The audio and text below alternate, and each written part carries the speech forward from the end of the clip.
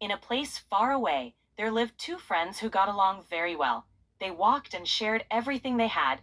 In that place, there was a food shortage due to lack of rain in the region. Everyone began to go hungry and was in great need.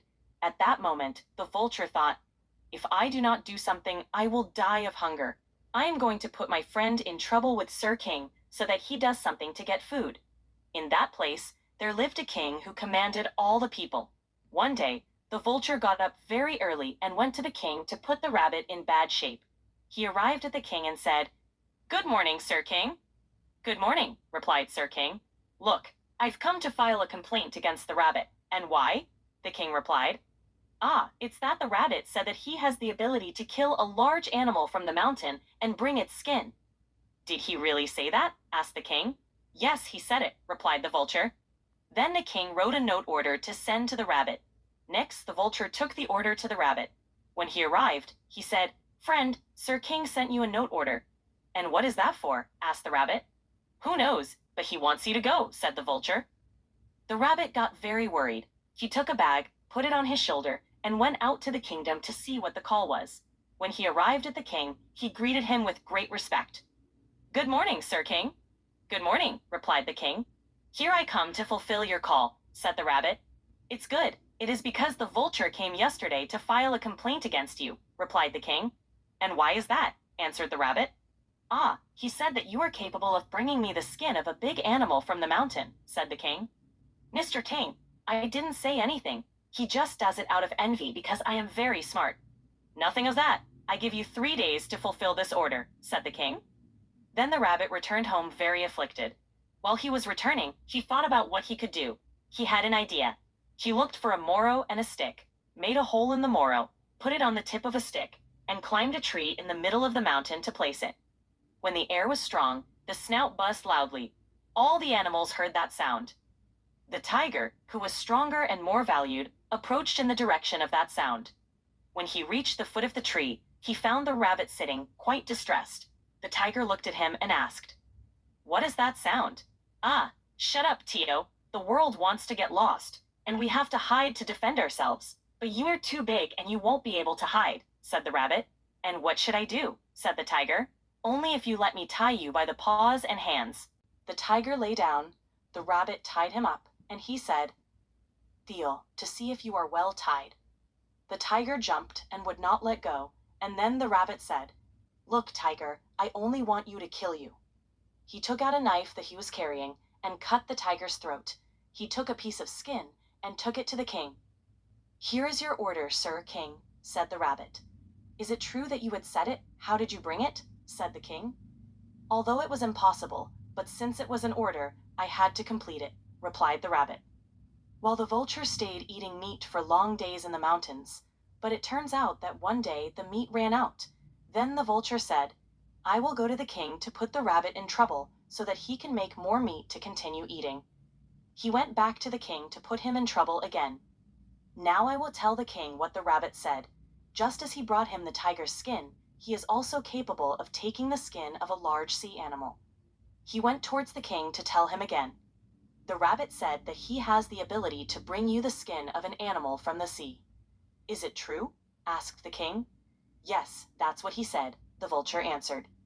The king sent another order for the rabbit. The same vulture took him away. He came to the rabbit and told him, "Here the king sent you another order." "And now for what?" he asked the vulture. "I don't know, but he said you have to go," said the vulture. The rabbit went out again to the king. Upon arriving at the palace, he told him again, "Here I am at your service, Mr. King." "Ah, I called you because you said that just as you brought me the skin of the tiger, you are also capable of bringing me the skin of a sea animal," the king said. "No, Sir King, I have not said anything," said the rabbit.